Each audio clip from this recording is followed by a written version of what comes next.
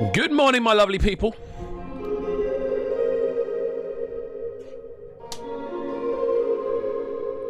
Welcome back to Breakfast with KXVU here on Cubcam TV and, of course, Trickstar Radio as well. It's going to be a good one this morning. Kicking off with something exclusive. Lyrical Strally, Dakota 6 and Kigo on this one. Track entitled Clouds. Oh, yes. My head's puff like a dragon, get me a style. DJ make this deck. In the dance it's molecular towel. She wants to strally right now. She make my ting rise and then she get down. Getting low the raves, make it clap, thunder sound. She make me wanna see all. DTF, of course I'm down. She wants to get one on one. I'm the left striker, fam. I can't believe her calling me a dreamer. Now I'm sitting. I didn't get no number to shout. Head in the clouds, boy, you're a daydreamer. Feet on the ground, but I don't believe you when you say you're down. Smooth sounds on this one. We've got a wicked show on the way for you. Going to let you know exactly what's going on in just a few minutes. For now, however, stay tuned to this one. Fabulous sounds of Lyrical Strally, Dakota 6 and Higo, Clouds. My head to the clouds. Get me a magnum, sip and a potion. Wants me to cool a baby in lotion. I just want her to meet Mike Johnson. Bunda Scout, I picked up your motion. That back there needs a promotion. It was causing too much commotion. Don't make it rain, but I'll get you soaking.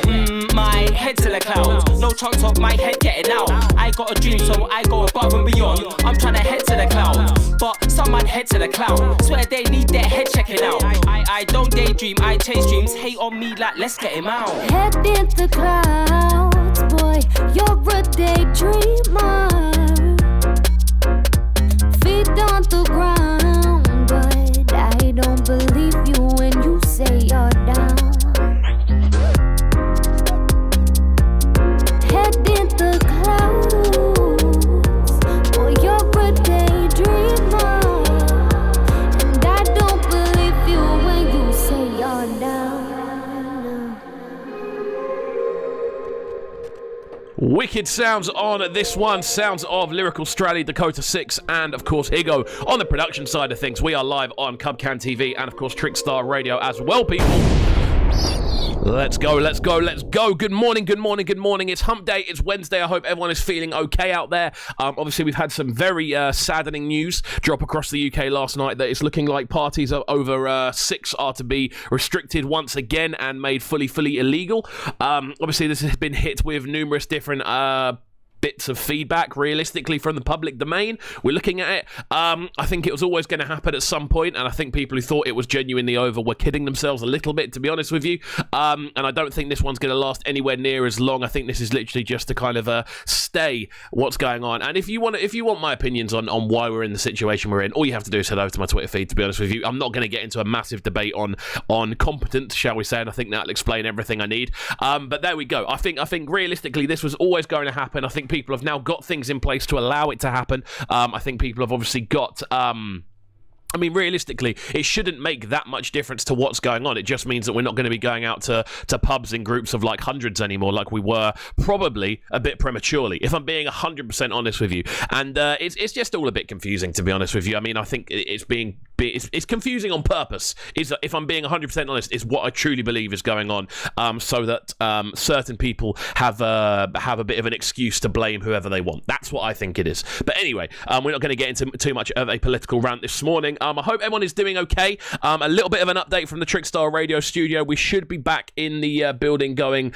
live from the building from next week. Hopefully, anyway. Hopefully, I've been doing a lot of rebuilding via like logging in remotely. There's been a lot of building work going on in the building. I'm actually heading there as soon as this show finishes for a little bit of a meeting to have a bit of a catch up and see what the building is saying. So we should be getting back to that classic look of Breakfast with KXVU rather than this blue screen behind me. However, it's been fun. It's been fun being back in the cave. It's been fun doing these shows again live on YouTube, and I tell you what, I've got to say a massive thank you to each and every one of you supporting the channel right now. It's crazy how much we've gone up, another 30 overnight, so we're now approaching 1,800. I think we're 12 away, so if we could hit that by the end of today, that would be absolutely amazing. And that would mean that we've hit I think that would mean that we've hit another 150 in the last, I think, 3-4 days, which is just, to me, like, what? I don't understand why it's going up so much, but it's really, really cool to see, and I want to say thank you to each and every one of you. So, today's show, now I'm done waffling with a bit of introduction, we're going to be talking to two fantastic guests. We've got the Grime Violinist on the show, a very, very talented musician who has been performing up and down the country for some time now, basically taking grime into the orchestral world and the live music world, essentially, performing kind of solo renditions of grime tunes along with her own compositions, basically up and down the country, with a live violin feel, which is really, really cool to see. And obviously she's been doing a lot of kind of cover work. We've seen a lot of her videos pop off. We've seen a lot of Instagram collaborations going on. So we're going to be talking to her from around at 9ish. Really looking forward to that, to kind of hear her journey, how she kind of plotted out her unique path, how COVID's affected her sort of live stream, because I know she was doing a lot of live events and a lot of live shows, as you'd imagine, with live instrumentation. Live seems to be where, well, it would be where things happen. So yeah, we're going to be talking to her about that. And then following that, we're talking to one of my favorite MCs from when I was younger, to be honest with you. When I was a wee bit of a nipper, I used to listen to this guy all the time, man. Like Voltage is joining us on the show from around 9:30ish, I do believe, which is fantastic. I'm looking forward to it. I literally remember all the way back to Currently in Charge, which I believe was his first mixtape project, and I remember listening to that when I was a lot younger and absolutely adoring it. So this is going to be a good one, man. It's going to be one that I've been waiting a long time to do, and it made sense to do, so we're going to crack on with it. And this is what I love doing this show, man. I've been very, very blessed over the last sort of 2 years to meet people that I really, really look up to as musicians as much as anything else. People like Sook Knight have been on the show. We've had the likes of Mungo's Hi-Fi on the show, the likes of the Heatwave on the show. We've had N-Type on the show. We've had Rosker on the show. We've had Funkcase on the show. We've had Submotion Orchestra on the show. There's been so many big, explosive UK music names that really have already carved out their mark. Plastician, most recently, I'd say. Henny G as well. Like, we've had some real kind of like heavyweight, real kind of groundbreaking UK names on the show. And it's been an absolute pleasure to be able to do this with you guys, honestly. To be honest with you, I really, really enjoy the fact that we are able to talk to these top-end people, and they enjoy the show, they share it, they get involved, and it's just something a little bit different as well, which is why we love Cubcam TV. So, into our daily announcements. Make sure if you are enjoying the show and you are enjoying the channel and the content we bring, make sure you do get subscribed via that link down below. We are trying to hit 2,000 within the next 2 weeks. So if we can do that, it'll be because of your help, and yeah, it's going to be very, very, very enjoyable. That's what we want to do. We want to hit that 2,000 ASAP, because then we are looking like an established channel. Once we're on 2,000, are you mad? How cool will that be? Moving forward as well, make sure you are getting involved on the socials at KXVU on Instagram, Facebook, Twitter, and of course SoundCloud as well. All of those available at KXVU. And if you are interested in listening to the show rather than watching the show, you can check out the podcast over on Spotify, Apple Music, and SoundCloud. Simply search Breakfast with KXVU, the interviews, as it's spelled in that top right hand corner. We take all the music out, and we basically turn it into a long form sort of 40-50 minute podcast daily, with all the interviews involved. And of course today you can check out the brand new edition of the guest mix series I'm going to be running on the channel, entitled Cave Blends. We're putting a reggae mix together first of all. Obviously I get sent a lot of music from a DJ perspective, and of course from a playlist perspective as well, so I want to make sure I'm showcasing as much of that brand new music as possible. There's a brand new reggae mix dropping on the channel today at, I believe, 5 o'clock. It's only a half an hour blend, but it's some of my favourite reggae tunes of 2020. So there we go. A good selection of things on the way, but the most important one, of course, is to get involved, hit that subscribe button, throw a like on the video, and let us know how you're feeling on the right-hand side in the comments section. So, looking forward to what we're going to be getting into. We've got bangers to play, people. We've got some bangers on the way, which I absolutely adore. We're going to get into this one next from Kabaka Pyramid. This one going by the name of Black Liberation. We are live on Cubcam TV. Make sure you do get involved, as I said before, by throwing a like on the video. This is the thing with the likes. I can see how many people lock in via the different platforms, and the most important thing is that people are clicking that like button, because it automatically opens up the stream to a lot more people, and a lot more people are able to get involved if we do that. So please do get involved. Kabaka Pyramid on this one. Black Liberation just gone 22-9 here on Cubcam TV, baby. Oh yes.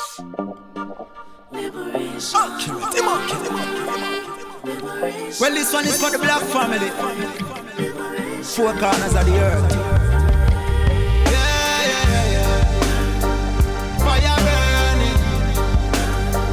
Fire burning. Keep it blazing. On and on. Black liberation. I chant black liberation. Look all of them up in a separation.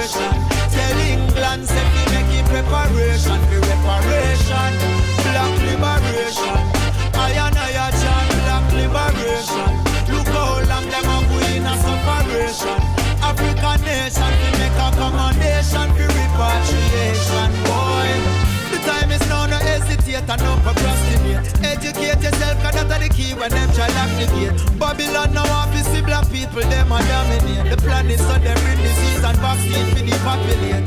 Them tell we lies and then them sterilize we through the food. Them tell the natural black woman say she not beautiful. Racist agenda in them TV shows and movies too. Just play the song you for the youth in school. Tell them black liberation. I chant black liberation. Look all of them and we in a separation. Tell England say we make it preparation for reparation. Black liberation. I chant black liberation. Look all of them and we in a separation. African nation we make accommodation for repatriation. Boy, go tell my family all over the Caribbean. All my black people in the US straight to my Brazilians. Put away with petty differences and just be vigilant. Still I see it's a time for unify and show resilience. Them want to take time and feed that. Them stage the killing and in France them go repeat that. All over Europe and the police them need that in our neck. But this and the reaction where them a go get black liberation. I chant black liberation. Look all of them and we in a separation. Tell England say we make it preparation for reparation.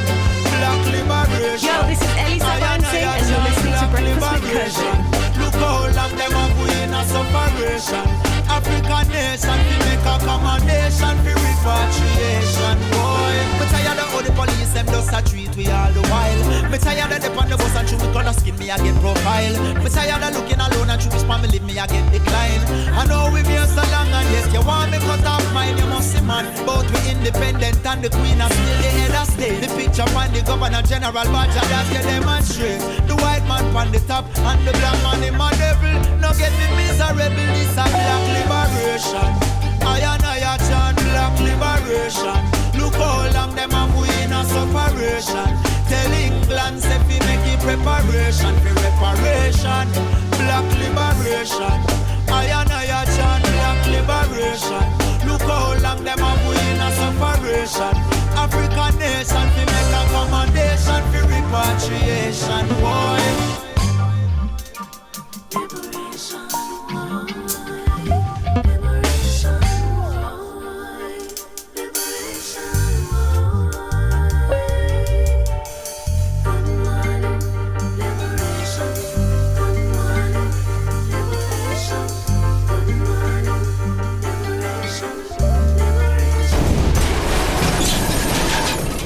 There we go, my friends. We are live on Cubcam TV. Thanks for joining us this morning. That one coming to us from Kabaka Pyramid. Track entitled Black Liberation. Really cool rootsy tune. That one with a strong message involved as well.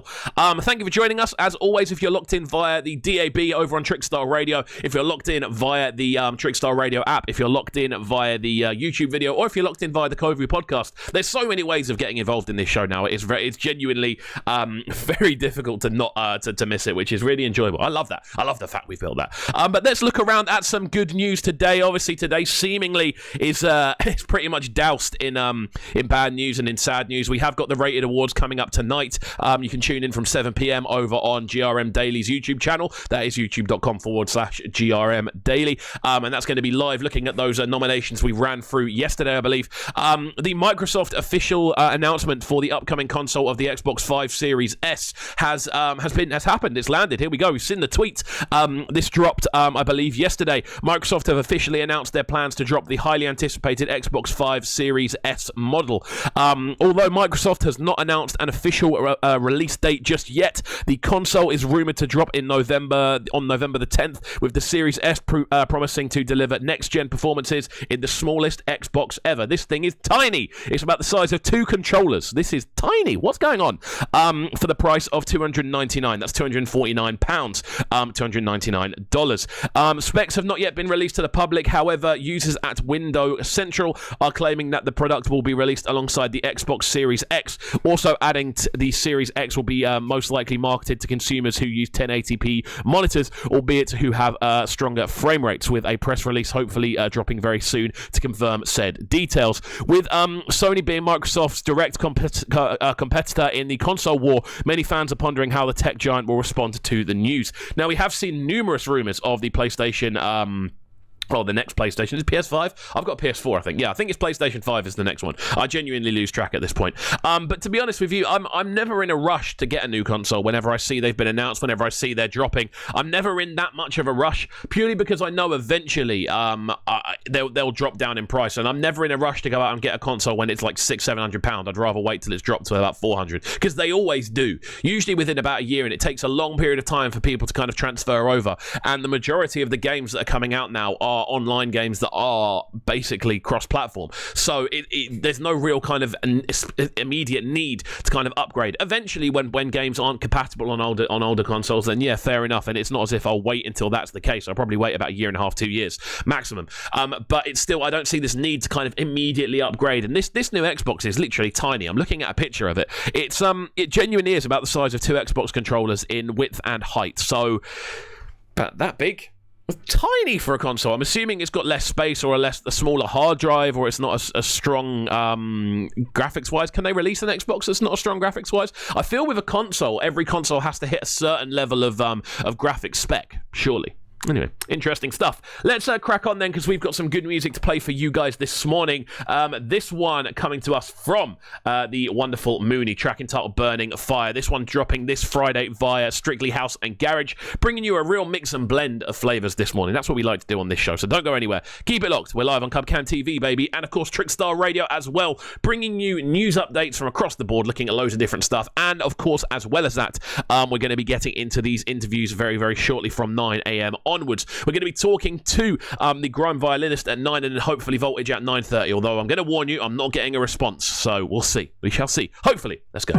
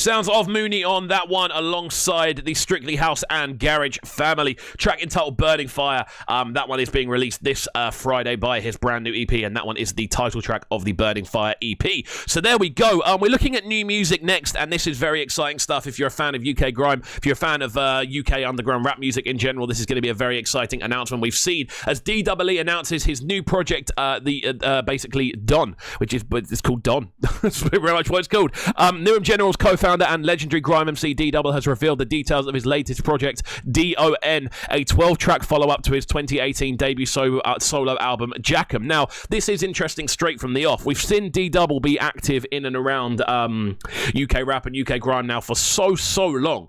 We're talking like 15 years odd. And it was only 2 years ago we saw him finally launch his debut album. And now only... realistically, only around 2 years later, he's already working on the next album project. So we saw no album for so long, and now we're seeing a kind of consistent run of releases and albums again, which is sick to see. I feel DEE has finally kind of got the shine he deserves. He's always kind of had it within grime, but I feel he's kind of getting it on a more kind of wider spectrum now, which is awesome to see.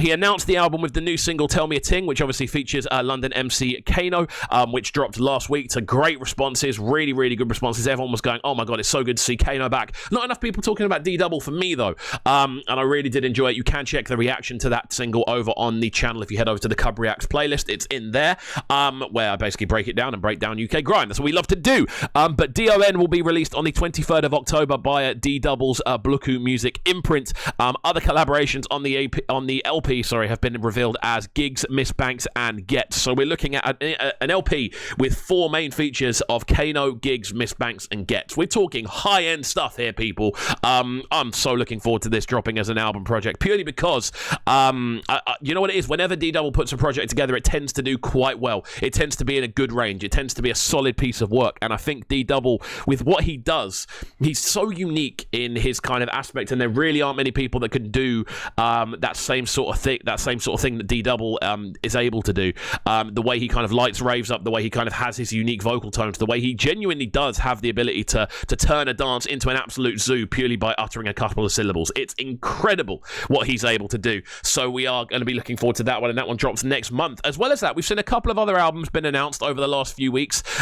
If we're looking through the projects I've got listed in here in my big planner, we've seen there's a Frisco album dropping on the 2nd of October, so that's not too far away as well. We also see that Fraser T. Smith's album is dropping on the same day as that DEE album. That is on October the 23rd. So it's going to be an exciting time for new UK music over the course of the next month and a half, 2 months or so. We've seen such a steady run of good grime music. We've seen obviously P Money's new EP drop this weekend again. You can check out the reaction to that one on the channel if you head over to the Cub Reacts page, or the Cub Reacts playlist on this channel. As well as that, you can also catch there's what else there's been obviously that new Kano and Frisco bit. There's been the new the new Kano and DEE bit. We've seen the new Boy Better Know project drop as well, and it's exciting. I love seeing the fact that there's new grime singles dropping left, right, and centre at the moment. We've seen some new stuff from Yizzy. There's new SBK floating around as well.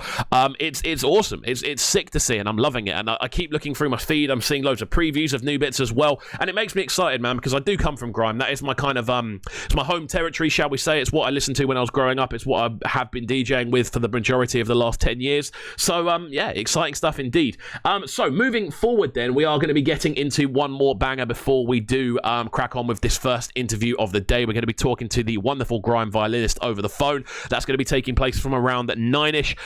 Before that, though, we are going to get into another banger, a track from Red Eyes entitled Change Illusion. Futuristic D&B flavors on this one, and that's what I'm loving at the moment. I'm loving the fact we are able to take so many different kind of musical directions with this show, have so many different sort of styles and flavors and ideas going on. What I need you guys to do is pretty much to like the video, throw a comment in the comment section on the right hand side, and we will crack on from there. So in a couple of minutes or so, we are going to be talking to the grime violinist. I'm going to get the phone loaded up now, so don't go anywhere, friends. Keep it locked. And yeah, we are live on Cubcam TV and of course Trickstar Radio as well. Oh yes.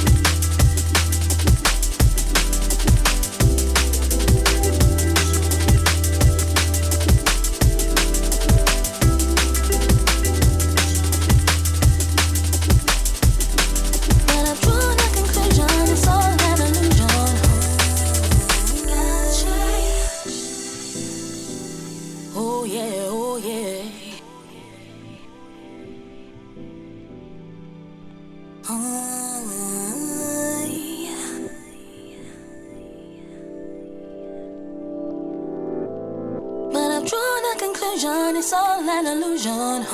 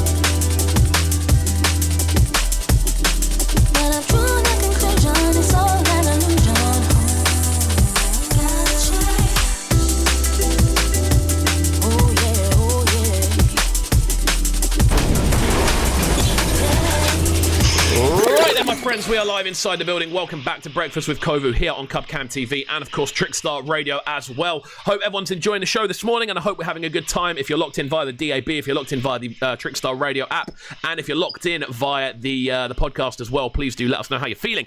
We are moving into our first interview of the day. I've been looking forward to this one for a hot minute. The Grime Violinist is on the line. How are you doing?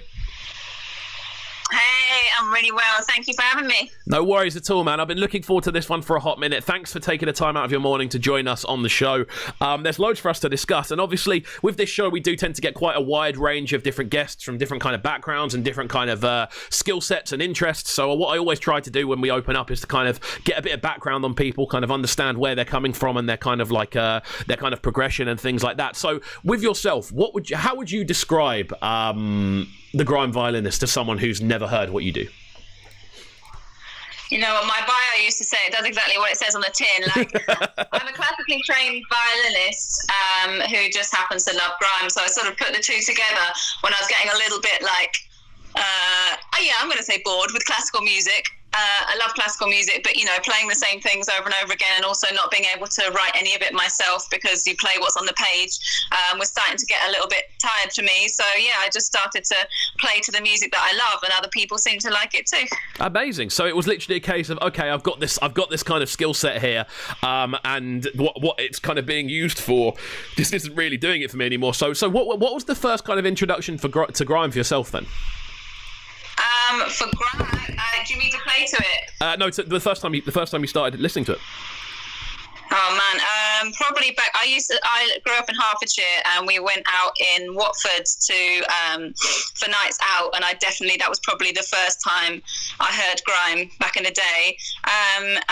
But it was only a few years ago that I tried sort of switching the violin to grime and other, like, I'd also play to any other music that I like, any like chart tracks or R&B, rap, whatever I like. So I started doing that a few years ago, and the first time I thought this might be a goer was when I put something up on Instagram to my favourite track. Actually, no. What was the first one? I think it was Ghetto Coyote. Okay, I put it up, and loads of people went, okay, yeah, we like that, because it's basically a string line on there anyway, and I just played it live, and people were like, oh, that's a thing, and I thought, oh, could that be a thing? And that's it, really, history. And it's all come from there. I mean, that's amazing. Like, to kind of think that it is that what you've kind of done is literally kind of take a skill set and line it up with essentially something you're passionate about, something that you do enjoy, and from there you've kind of built this brand 100%. From it. And it's amazing to kind of look through. And obviously, when I sent the email over about trying to get you on the show, I was looking through kind of like the Instagram, I was looking through kind of like the live side of things. Do you feel with what you do now, you really have a kind of unique pocket? I think so. I know that I'm the only grime violinist in the world, so that's a nice niche. As I say, you know, when I play various things. When I played at like grime raves to sort of, you know, pure classic grime, and then every time even that I play for big events or festivals or anything, I always mix in the grime, even if it's not a full grime set, because it's a, you know, a different audience. I will always mix that in. I'm very lucky because I get to play whatever I love. So I think that shows as well on stage. It's really important. Like if someone asks me to play something and I don't really like the song, I find it really hard to look like, you know, authentic. So yeah, as long as I like the song, I think, you know, you can tell people's energy on stage, enjoying it, everyone else vibes with it. Yeah, it's the right thing to do, definitely. Yeah, definitely. I'm very lucky to be able to flip, as you say, my skill set into something that I loved even more than before. Definitely, man. I think the interesting thing with that as well, when you're kind of looking at obviously the difference between kind of live, kind of, shall we say, general orchestral shows and obviously a live kind of grime show, what would you say the main kind of difference is that you've experienced almost atmosphere-wise? It's got to be the energy. It's got to be the energy. Like, you know, most classical shows, you're sat down in rows of seats, and of course there's like massive energy, especially if you're going to see something like Beethoven always gives me great energy, but you don't really tend to share that with the person next to you. It's not even the done thing, you know. To get hype over a Beethoven show, it would be slightly odd. You're supposed to even like hold your applause until like right at the end of all movements and stuff like that. Yeah. And grime shows, you can just like completely let loose. It's like, yeah, you can jump around, you can scream, you can do whatever you like. Of course.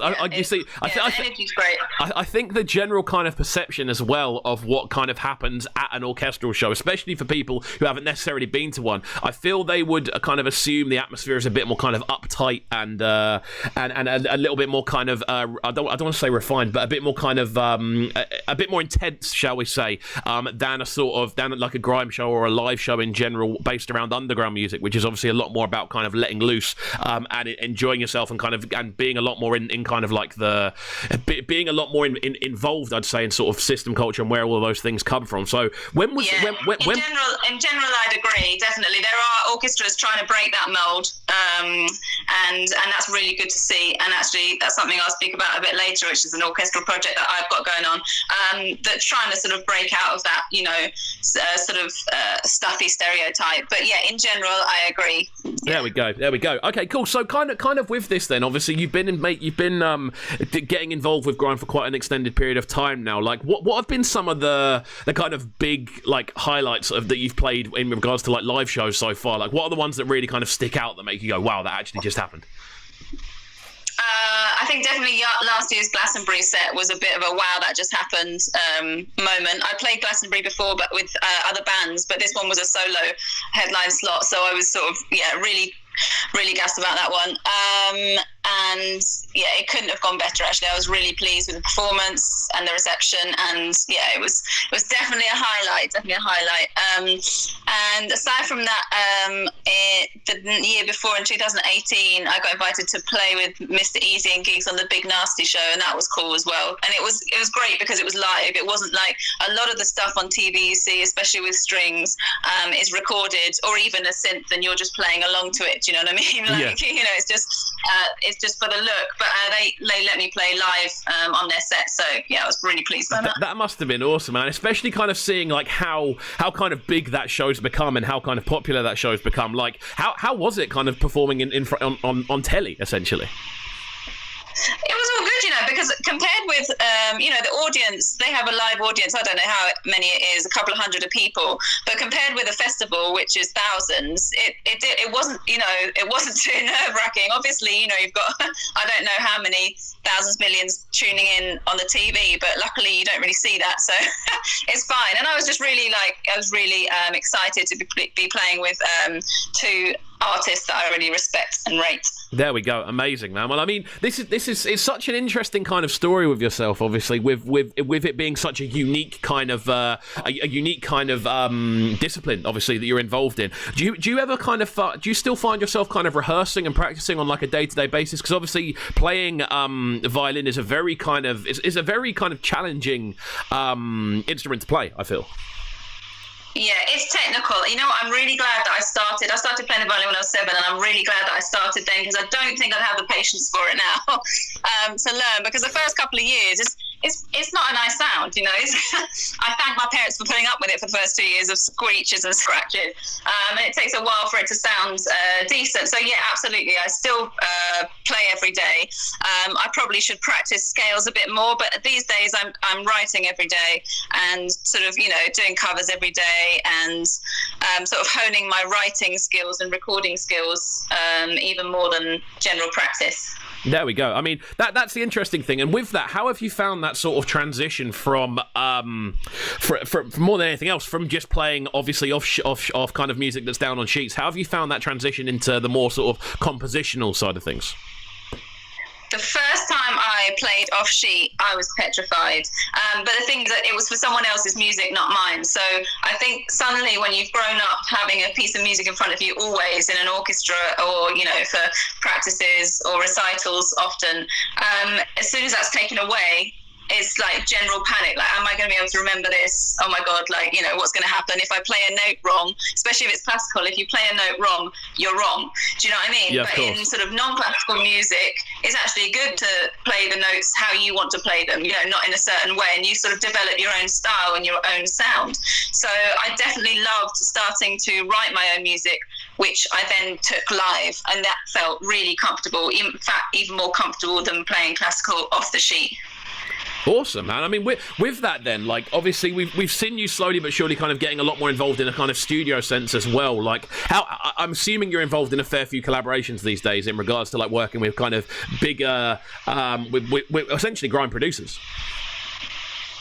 Yeah, absolutely. Yeah, producers and artists I record, especially in these times. There's almost no live performance at the moment due to the current climate. So yeah, I've learned to record myself from home, because before I just collaborate in studios.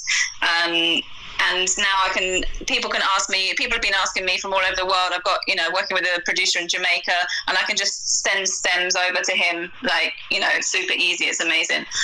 Yeah, it also helps that I live with Nat Powers, my boyfriend, who is a producer. So I play strings for a lot of his work. And yeah, it was just working from home. Working from home is very different compared with, you know, going out and performing live. And I think during COVID lockdown, I definitely felt like I'd lost a little bit of purpose. It was a strange time to get my head around that. But I think having learnt some new skills and really enjoyed writing even more than performing, I think that I'm starting to, you know, become okay with it, become accustomed to sort of the new world, my new life, basically. Definitely, man. I feel definitely with that ability to kind of record at home and be able to kind of, well, essentially send stems around the world to the producers that are really keen to work with you. In the long run, I feel that'll be something that will actually benefit you more than anything else. Yeah, totally. No, I'm really pleased, because I used to be really not anti-technology, but like scared of technology, didn't know what I was doing, and now I feel much more sort of at home with it. So I've got a real little home recording studio, and yeah, it's exciting, and I'm really excited to sort of learn more on the production side, especially because there's a sort of a lot less females in that realm anyway. It's really exciting and empowering to learn more about the tech as well as just playing the violin. Definitely, man. No, I 100% agree. Like, we're going to get into one of the tunes you sent over for today's show next. Now, this one is alongside Nat Powers. It goes by the name of Lengman. So, talk me through how this one came together and what we can expect listening to it. All right, cool. Because so this was part of my EP that I released in late 2018.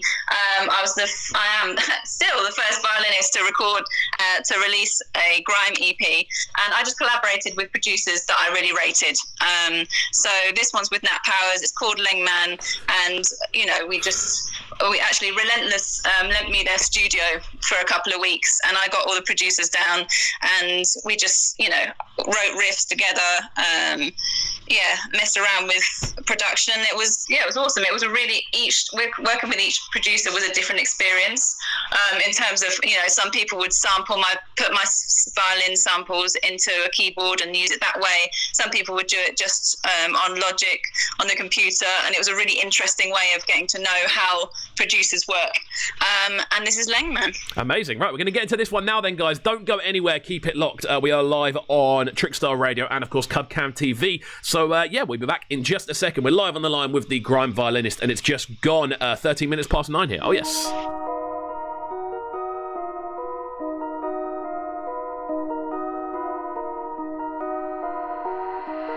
The Grime Violinist. Nat Powers.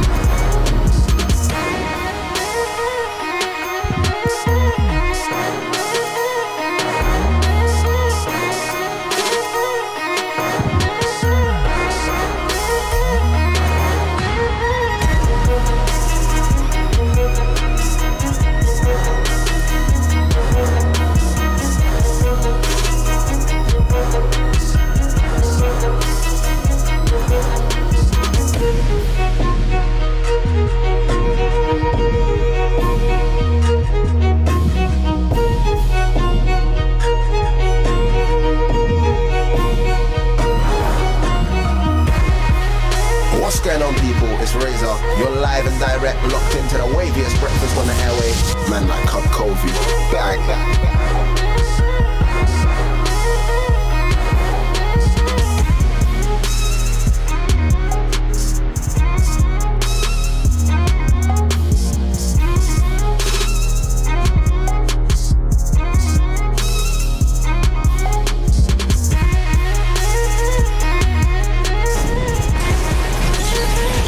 Friends, we're back inside the building. How are we doing this morning? This one, the Grime Violinist alongside Nat Powers. Track entitled Lengman off the EP released in 2018.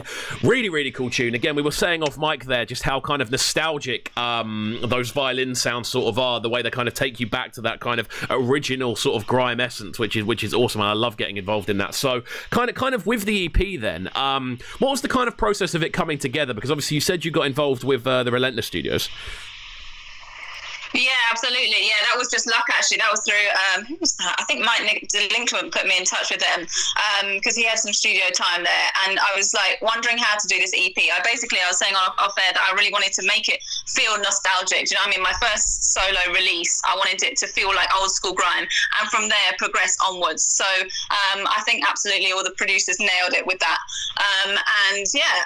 As I said, Relentless gave me the studio. I got some Arts Council funding for it, and I spent sort of a good 6 months doing absolutely everything myself, which I probably would do again because it was an absolute madness. But, you know, from conception to writing to studio to organising the some press to a launch party to getting the CDs printed and shipped out, and just it was a lot, but it was really good because it made me know about all the processes, including like the paperwork and everything. It got me like knowing the music industry inside out, so it was a good learning curve. Definitely, man. I feel the kind of product that's kind of come from it is clearly stood the test of time already. And if that's from 2018, it's still got that kind of very kind of fresh sound to it as well. When you're in these kind of production sort of situations now, then how much are you kind of getting involved with kind of the general layout of things and the general kind of almost like everything apart from the violins? I think it varies depending on producer by producer. So I sort of I do less of the buttons and more of the arranging and writing. So yeah, I definitely have an idea. For example, the track with Dexplicit that you're going to play soon, I definitely sort of said, hey, it would be awesome to layer up these two. These harmonies would go well together. Why don't we put this here, this there? I'm sure some producers would be like, get out of my job. Yeah, sure. But he was very good about it. And yeah, that's kind of, it was a different collaboration experience with each producer, as it always is even like now when I send stems to people, some people like say, can you put your violins exactly where you think they should go in the song? And some people are like, can you send me a really catchy riff and I'm just going to build a song around it? So it always is different. Nice, man. That's cool though. It's good to have that kind of variation with what you've got going on as well. And kind of with that then, kind of moving forward, obviously this is something you've been kind of focusing in a lot more on during lockdown, the kind of recording and sending out of stems and things like that. Kind of with that, have you had many more kind of collaborations start to bubble up? Yeah, I have actually. I think a lot more people are sort of realising that, as I say, geography isn't an issue, because everyone's like, using tech so much more, Zoom calling instead of, travelling halfway across the country to see people. And the same with music, really. So definitely there's a lot of collaborations on the way, 100%. And other projects, as I mentioned before, I've got this sort of... the working title is Classics with an X. So I'm actually going to combine my classical training more inside the music with classical melodies mixed with grime. So that's the next major project. It involves a full orchestra and artists. So therefore it's got to wait until, we're out of full lockdown, especially from today's announcement. Yeah, of course, I was going to say. People, that's a small orchestra. So yeah, it's going to be a little while coming, but when it does, it's going to hit. Definitely, man. I mean, what kind of gave you the inspiration to kind of expand what you're doing then? Because obviously, when you're rolling out kind of solo, you've got a lot more control over what's going on. I feel obviously you can kind of go, right, I'm gonna make sure that the lines work on this one. I'm not necessarily going to work with that one. Obviously, working with a full kind of orchestra, it must be quite like a difficult process to organise. Organisation wise, yeah, but I'm still writing the music for it, so they're playing what I've written, what I'm telling them to, basically. So I still have control in that way, and it's a mix of like traditional classical melodies with extra writing, and yeah, really hectic grime beats. Okay, cool. And yeah, we've sort of piloted it last year at Wilderness Festival. So I performed a variation on Swan Lake, again produced by Nat Powers, with MC Lioness and full orchestra, and that went down like an absolute storm. I had someone come up to me saying like I was actually in tears because like when the Swan Lake theme came in, it was just so moving, even though it was a really heavy tune. So I was like, I'm definitely onto something here. That's the pilot. Let's run with it. Amazing. Yeah, I mean that must have been such a good feeling to kind of have that. I mean, that's kind of something that's almost synonymous with orchestral kind of performance anyway. This idea of the unison that you kind of feel from it, the idea of all of these things happening at the same time to create like this one kind of sound which is coming out. I mean, kind of doing that with that, obviously with the music you love, and obviously with the kind of having the almost the written credits behind it. That must have been an amazing feeling to kind of go, this is pulling together. This sounds amazing. Yeah, it was absolutely awesome. Yeah, especially because when you're a soloist in front of an orchestra, that's a huge feeling. You hear this enormous swell of an orchestra behind you, and you're out there in front trying your stuff. And yeah, there's pretty much no better feeling than that. Yeah, I can imagine, man. Fully. Okay, cool. Well, we've got a few minutes left, and I want to make sure we are getting kind of as much info out of this one as possible, because I'm really enjoying this one. It's been really good to kind of talk so far. So with the regards to sort of like future plans, then obviously you're working on a lot of kind of collaborative stuff. What's the kind of big plan then, apart from this orchestral kind of project you've got going on? What else is kind of in the works for the rest of 2020? Okay, so as I say, classics and more collaborations, as you say. There is also an educational project that I'm working on, which is basically centered around the fact that when you learn violin, you learn it very classically, because you need to learn the technique first, do you know what I mean? But the technique is often learned from quite old-fashioned study books and tutor books and stuff like that.